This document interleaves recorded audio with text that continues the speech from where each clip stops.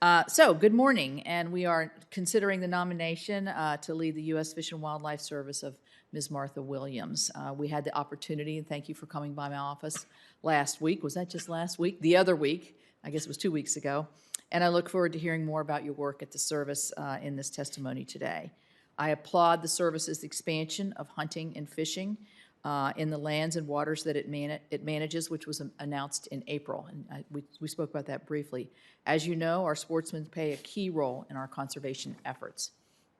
I look forward to working together on more ways to expand outdoor recreation opportunities across the country, including in my own state at the National Conservation Training Center in Shepherdstown, which is absolutely gorgeous, and also at the Canaan Valley National Wildlife Refuge, where we have a new Fish and Wildlife Center that I worked on and have seen, and it's a great educational and beautiful way to pay tribute to a sort of a very unusual mountainous region of our state.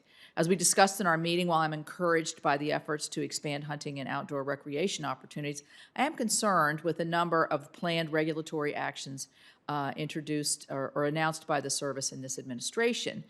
The impacts that those actions could have on landowners and the timely delivery of needed infrastructure packages are significant. Timely project construction is critical, another thing we talked about. In particular, as the administration works to implement the Bipartisan Infrastructure Investment and Jobs Act that the President signed, and the Chairman and I were lucky enough to be there right on the podium while he did that.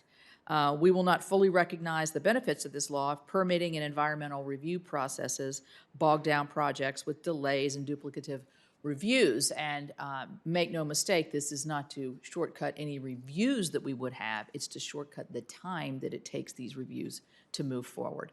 For example, the service is currently taking public comment on an additional new potential permitting program for the incidental take of migratory birds. We talk about the need to streamline the existing permitting, but this action adds another layer of requirement. You referenced the importance of timely consultations and reviews, but I'm not sure how another burdensome layer will achieve this goal.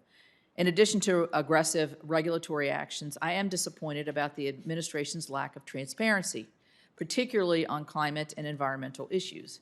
Ms. Williams, I hope that we do not see this lack of concern for transparency occur under your leadership at Fish and Wildlife, and I will probably ask a question to that effect. We are continuing to see aggressive policies and actions from the White House. Despite the potentially wide-ranging effects of these proposals, administration leaders are hiding the ball from the American people, making it difficult for us to hold the administration accountable. We should have more information from the President to consider today. We should have more nominations before us today. Don't get me wrong, we're pleased to have you here because this is a critical agency. I have raised this multiple times, but President Biden has not put forth a nominee to lead one of EPA's most significant offices, and that's the Office of Air and Radiation. In fact, yesterday marked the 300th day of that Joe Goffman served as the acting leader of that office.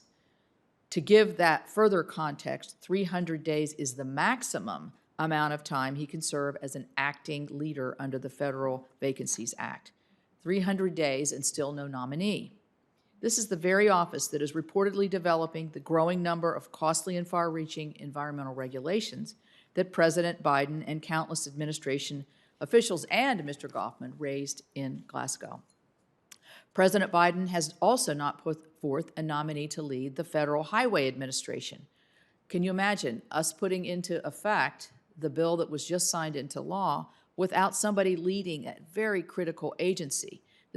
They will play an integral part in the implementation of the historic Infrastructure Act that we just passed. The agency responsible to oversee the safe use of our nation's nuclear energy plants, the Nuclear Regulatory Commission, is currently working with just 3 commissioners with 2 vacancies. Instead of ensuring transparency and accountability to the American public and Congress, the President has chosen to rely on his climate czars sitting in their offices in the White House.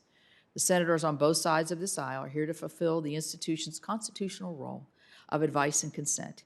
It is time for the President to stop delaying and nominate individuals for these critical posts and to stop shielding the administration's decision. So I thank you again. I thank you for letting me take the time to pop off a little bit on another issue. I would like to note as well that Senator Daines, who is our colleague from Montana, who served with you or has become very, very familiar with you through service in Montana, wrote a very glowing reference to the rest of us in favor of your nomination, and that, I think, carries great weight, and I congratulate you for securing that from a good friend of both of ours. So I thank you for being here before us today, and with that, we'll go to the questioning. And